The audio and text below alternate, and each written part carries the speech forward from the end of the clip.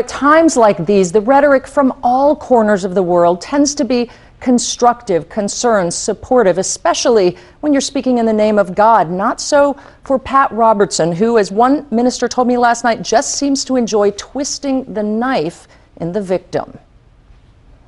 It's a tragedy of such enormous proportions, it's natural to wonder how or why God could allow it. Enter the Reverend Pat Robertson, who always seems to have a ready answer for the unanswerable. Something happened a long time ago in Haiti. They got together and swore a pact to the devil. They said, "We will serve you if you'll get us free from the French." It's a true story.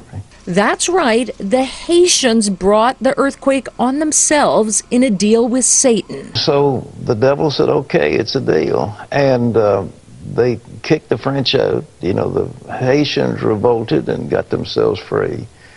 But ever since, they have been cursed by one thing after the other. A curse. A servant of God using Haitian folklore to explain the death of tens of thousands. Rings a bit unchristian? It is absolute arrogance to try to interpret any of God's actions as a judgment against this person or that person. We can only go as far as the Bible goes.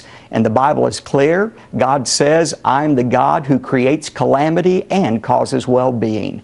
The slur instantly triggered a firestorm online and on airwaves. Sir, because of your tone deafness and your delight in human misery and your dripping, self-satisfied, holier-than-thou, senile crap, I am now likelier to believe that you are the devil. I don't agree with what Pat Robertson said. I'm sure he misspoke. It's unfortunate, but we need to get on the task of helping the people right now. Franklin Graham has his relief organization there in force. God loves the people of Haiti. He hasn't turned his back on Haiti. But a vengeful God has long been Robertson's weapon of choice. Ariel Sharon's stroke, retribution for ceding land to the Palestinians. I am sad to see him in this condition. The prophet Joel makes it very clear that God has enmity against those who, quote, divide my land. September 11th, he and Jerry Falwell called it punishment for loose American morals. You helped this happen. Well, I totally concur. And Hurricane Katrina, God's anger over abortion. We have killed over 40 million unborn babies in America. Some of the attacks that are coming against us, either by terrorists or now by natural disaster, could they be connected in some way? Now, last night, Robertson's ministry tried to explain that he didn't mean to suggest this was the Haitians' fault. He was only talking about a legend. But somehow, George, I think that the Haitians won't be relying on the prayers of Pat Robertson. I think that is, to say the least. You know, when I was talking to Valerie Jarrett, the White House advisor, earlier, I asked her about Robertson's comment. She said it left her speechless.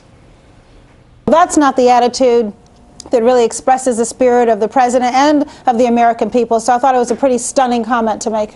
I wonder, Claire, if you think that the Reverend Robertson is going to have to go farther now. When you've got someone like Franklin Graham saying he doesn't agree, do you think you're going to expect more clarification from the Reverend himself today? I think he may. I mean, the reaction I got from many of the ministers I talked to late last night was just stunned silence initially. And again, George, they all pointed out that the Bible itself explicitly says people cannot interpret God's will.